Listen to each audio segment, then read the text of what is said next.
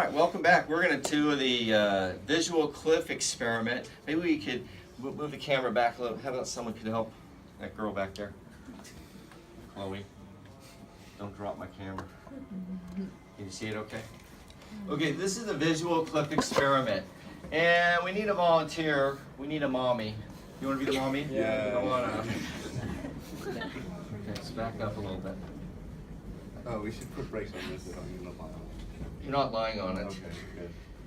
All right, so mommy, step over here. So the visual cliff was designed to determine if a baby has depth perception, a crawling baby. What is that called? Infant. Okay, so crawl. Jersey's the infant. Jump up on there, Jersey. I don't want to get going. Are the brakes? It's all right. It's all right. We're not. Okay. Jersey's an infant, and basically the mother was standing on this side of the table. There was a table, and there was a piece of glass, plexiglass, over a checkerboarded floor.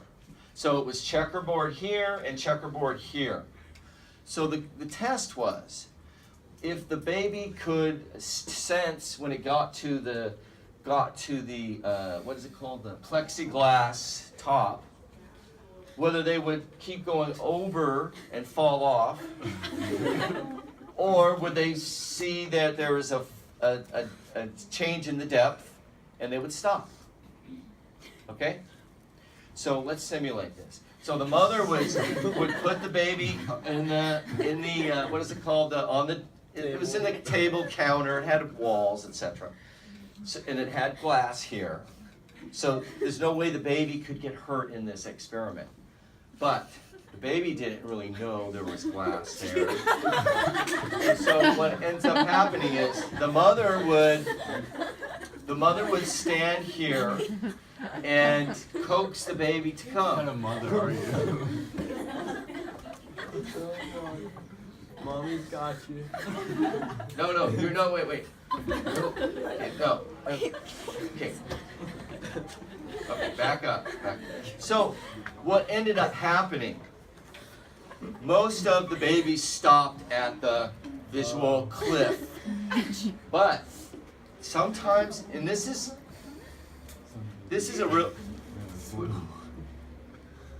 a really big idea in psychology, and I would like you to make sure you get it, okay? The baby would look at mom, and if mom was, come on, it's okay, okay? Then the baby would go, oh, okay. He'd look down and then would cross. But if the mother was scared, the baby would take that cue, we call it social referencing. Everyone say social referencing. The baby would get the cue. The baby would get the cue from the mother to stop or to come. And so the baby got two things. A cue from the mom, social referencing, and when the mother wasn't a factor in the experiment, the babies were able to stop here. They got nervous, they hesitated, and that was evidence that they could perceive a change in the depth. And that is the essence of the visual cliff. And it proves that babies have an inborn, and humans have an inborn ability to perceive depth. Right? And that was the big experiment. Thank you for your help. So, You're a wonderful mother. based on nurture. Well, it is, but it's developed. Right? Okay, take this away. How come those wheels don't work? Something's wrong. This one has to be. There you go. You got it? Yeah. So, we'll review it one more. Yes? How does that prove an inborn ability to perceive depth? Okay, Jim. Yeah, but how do you know that it doesn't learn, like, So how does crawl, this, obviously, so things older than being a newborn? so it proves that they they argue that if they don't have time to develop the experience in understanding depth perception. That was the argument. So that they were not sophisticated visually, but they could perceive depth. That's the main piece. Can babies identify depth cues, features of the environment, and messages from the body that supply information about distance and depth? Can they see that? There's the visual cliff kind of experiment. It's really interesting. There's tons of variables in the study. I really should make you read it, but we'll do the next one. Study found infants have some innate depth perception. Big idea. You remember that? That's for the test. Okay? You got it? Implications are that humans have both innate and experiential abilities in depth perception. You saw it in the book. If you haven't, look at it carefully. Okay? Any questions on this? Cool. We move on. Yes? So why do infants and babies fall off things? Because they're trying to get something. And it's the same thing. Because they need practice. Boom. It's a combination of motor development. It's usually a combination of motor development. Depth perception, motor skills have not integrated yet. Basically motor development. Now I can tell you a story. Can I tell you a story about when I was a young dad? I was a young dad. I was born in 1966, and I had my son was born in 1994, 92. How old was I? I was like 20. I was like 28. I was 28. I was born in, somebody do the math. In 1966 to 92, I was 26. Oh my God, I was young.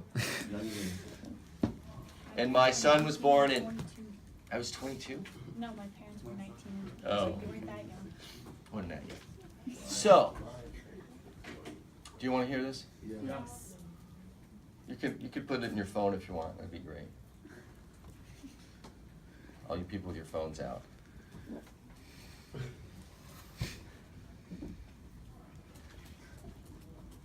I was a college student at the time. Was married for 2 years, and so he was come around in '92, and we were living in this little apartment down in Fashion Valley, and I would be working. I'd work nights, and I was going to school in the mornings most of the time, or no. It was a mixed bag, whatever. I worked on the weekends, I went to school sometimes in the morning, sometimes at night, etc. And so I had the daycare responsibilities many times. And so I'd have my books, and I'd be sitting on the couch, and the kid would be here, little baby Connor. He's giant now, but he was little. And so, like feed him the bottle and put him down, and I'd be doing my work, okay, reading history stuff and going through it. And then I'd leave him on the couch right there, and then I'd get up and maybe I had to go in the bedroom or in the bathroom or something, in the kitchen. And one time I left him there, and I hear this, ah! And I go, what happened? Shh. And I come back, and he's on the floor. And I go, oh my God, oh, is he okay? Yeah. He was okay. He just rolled over. That's my visual clip story. Sorry, Connor. I didn't tell my wife about that either. I said, nope, just keep it between us, huh? Okay, more depth. We have stimulus cues of depth, our kind of surrounding context. We can perceive these in different ways. By the way, let's go back to, I want to make one more point about binocular cue.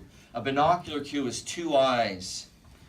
All right, a binocular cue is 2 eyes. You need 2 eyes to perceive it accurately. So the retinal disparity is definitely a binocular cue.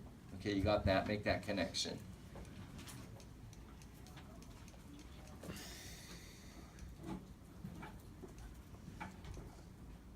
there are muscular cues, basically that when we do the visual sensations, you'll be able to see this pretty easy. A muscular cue basically is an anatomy. It's the anatomy of the eye. So if you have the eyeball is like this, you have the lens and the cornea, and then you have the retina is back here, you have the optic nerve is like that. You have these ciliary muscles here. Can you see that? The pupil, okay, the retina, the retina's here, the cornea and the lens, etc. Okay? So what happens with these muscles, they stretch the eyeball, literally. They change the depth. So it's kind of like a camera lens. You know, old style cameras where you focus it and the camera goes this way. Okay? That literally changes the shape of the lens. Changes the shape of the lens. It goes back and forth when these muscles are stretched, when you're squinting or something of that nature. Does that make sense? That's called a muscular cue. Okay, with either one eye or both eyes. One eye or both eyes. You get it? Again, muscles attached to each lens flow back to the brain, etc. It's called accommodation. And when you think of accommodation, I want you to think of the camera lens goes in and out like this. It changes the way the image is projected on the retina. Okay, you see that? When we get to the anatomy of the eye, you'll see it again. So accommodation is the bending of light to project the image onto the retina. And it's also how we focus. Okay, so think of the camera lens. And then convergence is the other one, where we have our eyes in the front of our face and we can focus on objects that are distant. That is related to depth also. Any questions on that?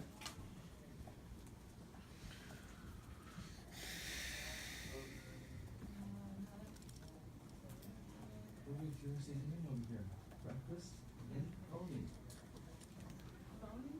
Pony? So this I really need to change my lesson plan if you guys are able to do whatever you want and not pay attention. I should get you to do stuff instead of me doing all the work and you sitting there. It's only a select few, Mac. I know. How can we deal with that? Kick 'em out. Just kick them out? No. Give them an F? No. It'd be best if we just cooperated and did what we're supposed to do. And if we don't like it, we could always take it online and do it all on your own. That would be fun. Yes? Okay. So yeah. So that has to do with your focus too, right? What's that? When your eyes like unfocus and focus. Or The way I want you to think about it is that the muscles change the shape of the lens, and that's called accommodation. Right. Okay. Convergence, and by the way, there was a great little comment. Anybody see it in the book? The comment about how herbivores versus carnivores. You guys should read those little boxes on the side. There's a lot of cool information there. Here's convergence. The ability to focus on an object in depth or in distance. So we're coming together. That's convergence, okay? That's another one of these binocular cues. All right? Do you remember how this relates to carnivores and herbivores? Anybody? Oh.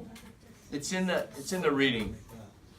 I know it, but I don't. What? So give me You could say yes. it, I don't I remember. think carnivores like have their eyes spaced out more? Carnivores have their eyes in the front of their face, so that they can converge, they can focus, they can attack more effectively. Herbivores have their eyes on the side of their head, so they can't really see perfectly forward, but they have better peripheral vision. And why do you think that is? To see the predator, see the carnivores coming, so they, can watch out. But that was one of those little footnotes in the book. It's kind of interesting. This is an example of a three-dimensional image. If you had those glasses, the red and the green, that could basically filter out what one eye is seeing, then you would have the perception of a three-dimensional image. Oh my God, I hate this. Okay, you guys ever seen this? This is called a random dot stereogram. Is this the colorblind test? No, it isn't. But that's interesting you said that, because perhaps it relates to that. With us? Basically, there is a now. Let me go back. If I were to tell you something, I was to say, in here, you will see a specific image. We call that priming. You guys know about that? Yeah. If we talked about that when we were talking about stress. If you watch a movie and they prime you and say, hey, this is going to be, show some graphic material, but it's not real. You will have less anxiety and less stress response, remember? That's called priming too, right? So it's building an expectancy, an expectation, all right? Now, if I tell you in this image, or in this picture is an image, okay? And I can tell you, if I give you a suggestion or I prime your consciousness with a specific type of image, many of you will perceive it. Does that make sense? Yeah. So priming does work, all right? We call this a random dot stereogram. Patterns of dots that produce an illusion of depth. It shows the brain is very sensitive to any mismatch. Your brain automatically is processing this no matter what. Now, what's significant about this one, and there it is again. I'm going to turn the lights off for this. I think I'm going to turn the light. Yeah, there I did. Okay.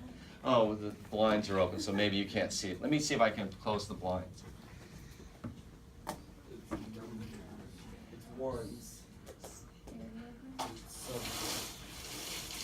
So I told you that there was an image there, right? But I didn't tell you what kind of image. it's numbered. All right. Anybody see an image in here? There's like Okay.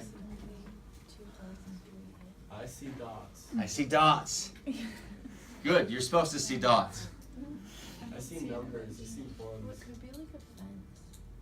Like one. Okay. Now, I saw this first time 10 years ago with a kid named Dominic Polisi. Anybody know the Polisis? yeah. Polisi. They had three kids. Dominic is the oldest, Isabella's the youngest, and Joe was the middle one. I was lucky to have all three in classes. So Dominic was the kid, and we're doing the same lesson, same PowerPoint, and he goes, I know what that is. That's a, and I said, no, it isn't. He said, yes, that's a, and then all the kids go, yeah, that's a. They saw, because of his priming, they saw what he thought he saw. I don't see anything. I don't see anything either. But so, do you see it? Well, I kind of see a heartbeat, but is it repeating? 'Cause it looks like it's the same. Yeah, there's like 5. Yeah.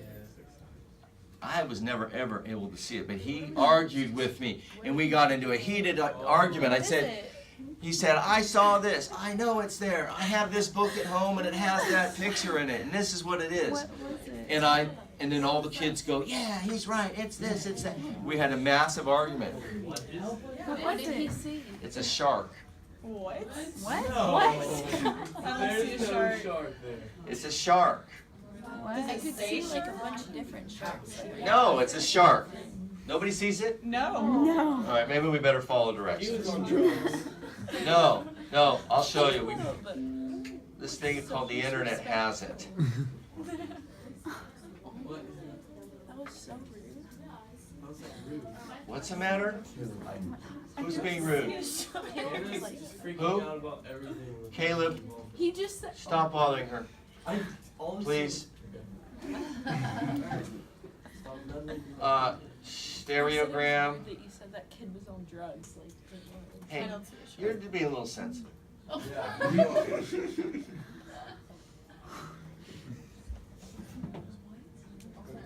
Is that it? Uh-huh. Yeah, but I don't see a shark. See that? I don't see a shark. There's no shark. Search like Wait, what? No. Nope. What the heck? I don't know why it's doing that, but here. Where is the detail? search like search for like shark outline or something. Description. I own shark. There we go. Description, animated stereogram. Watch this image while relaxing your eyes and allowing them to focus behind it until you see the shark. You should try to start quite near the stand quite near to the screen. As soon as it works, you can slowly move away. Some people find it easier to do, but you won't get the intended result. Hold your thumb close to the center of the image and then focus your thumbnail tip. Then maintaining focus on your thumbnail, slowly bring your thumb closer to your eyes. Outline shows the repeat necessary. All right, so how do we go to the main page? I still don't see it. Hey, focus on her thumb tip. So I think you're supposed to, you're supposed to stand close and then, Now it just looks like it's all coming from your head. I see it. I see it. Yeah, I don't. I don't. I saw it first time in 10 years. Wait, I don't see. Somebody try standing close to it and back up.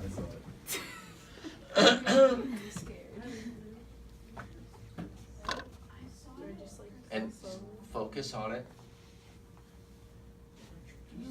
See anything? Do you see it? Yeah. Somebody else try it. Okay, I I wanna don't try see a it. shark fin out of the water. I'm not really I wanna try it. We're gonna show you what it's supposed. There's a Not focus on that. focus right in the center and slowly back up. Oh. I can see her outline. Yeah, I found a good I really wanna see this. There's I don't see it, yeah. Oh, I One see. more, and then we're gonna transition. nothing there. Oh god. I Okay. don't see a shark, I see like little things. All right. Yeah. Is it supposed to be? Oh my god. Yeah. Oh. Whoa. How did that happen? Ouch, wait. How do you get that? Yeah. No, still don't see it. Moving one. Oh, the other. Oh my God, what's that? I don't know. There it is. That one I can sign. Can we go back to See it? Yeah, I don't Okay, so that's called a stereogram. There's one more thing I would share with that, or ask you to think about, is that it's think about the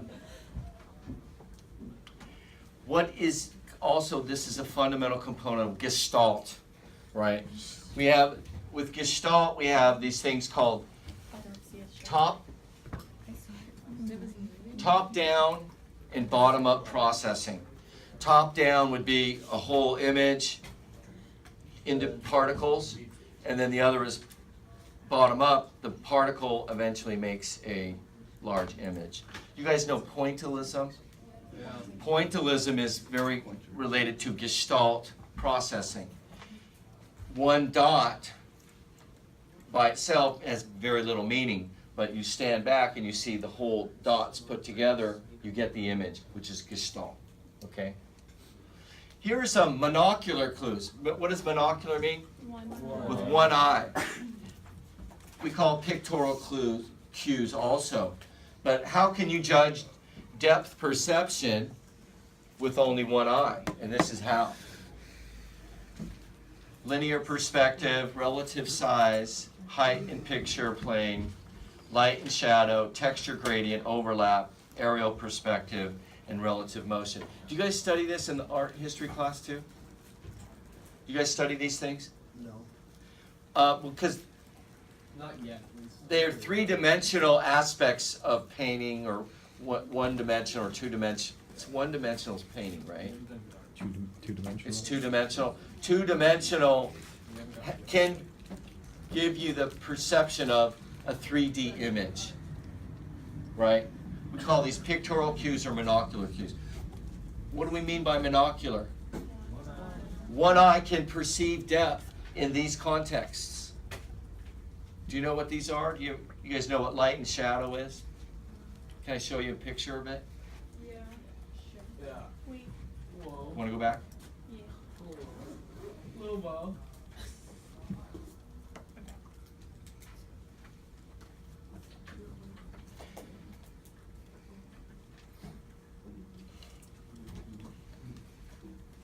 We're making very good progress. Shall we continue? Can we move on? Okay, so each one of these are one-dimensional, but each one has one of these perspectives to it.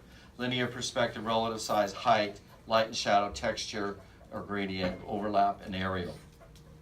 Relative motion. Okay, so this one, what's that? Texture.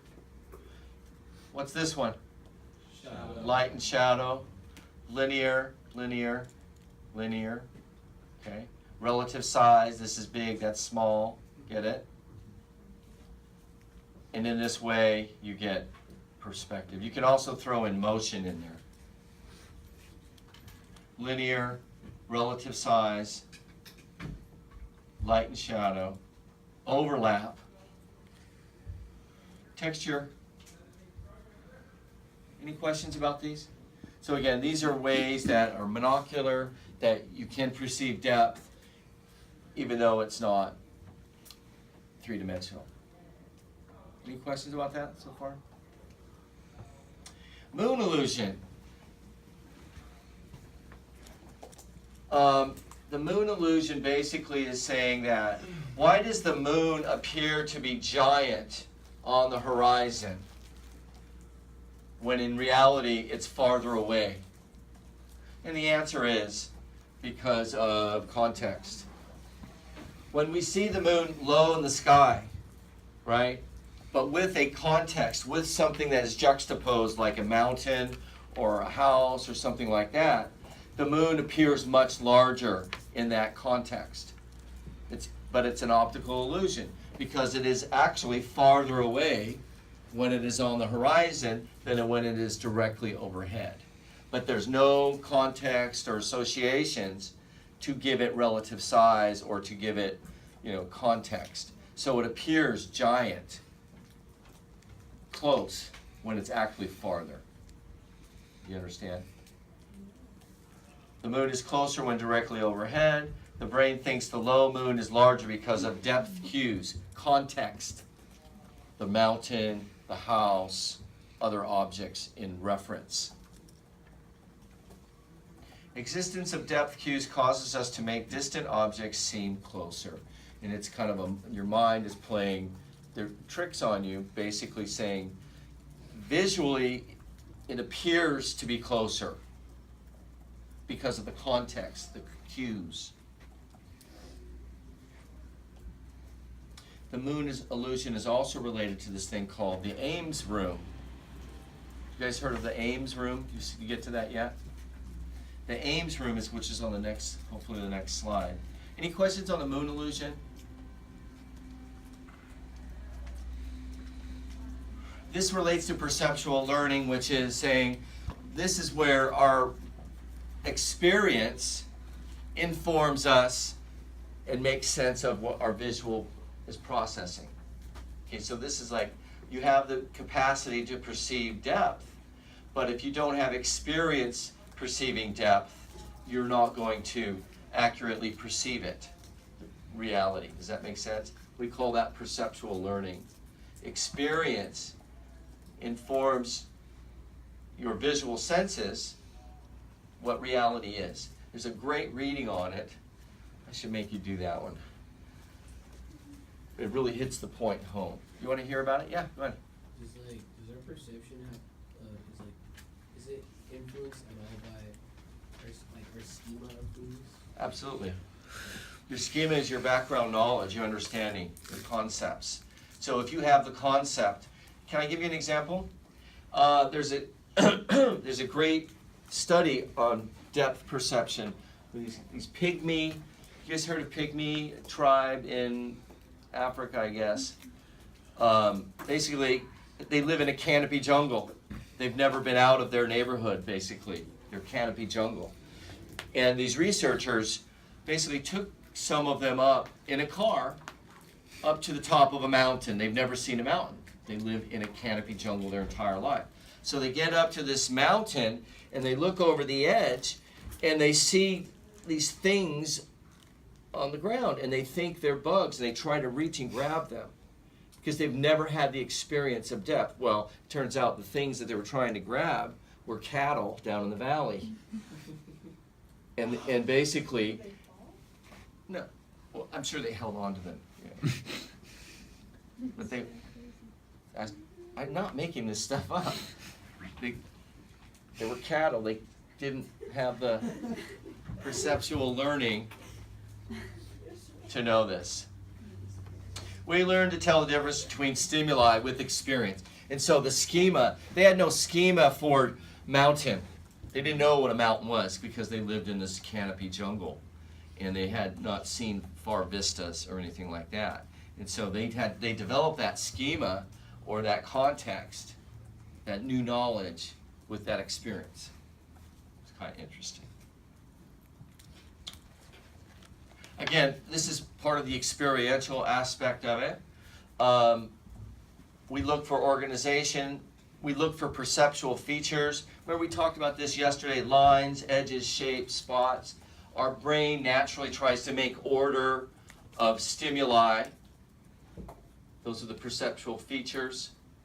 Again, we naturally, automatically do it. We organize it, etc.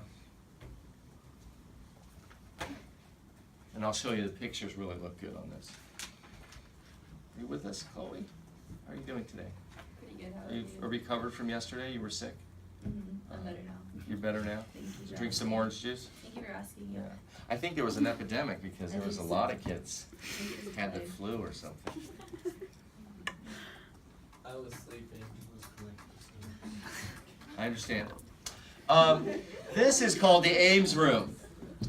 This is called the Ames room. The Ames room basically is designed in a way to fool your perception because it's slanted.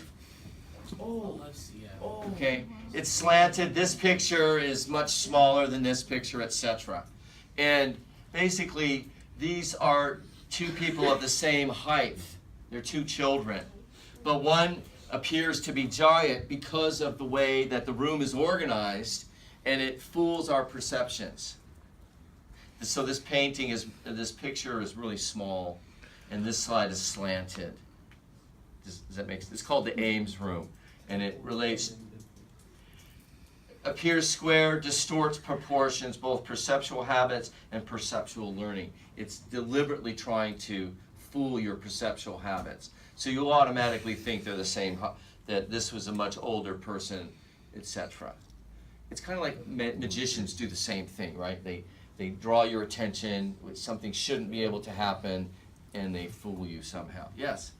Is that like when you look through a door? Like a little, because it says people? Well, this is to get the best, I think that'll give you the reality if you look at it through the peephole.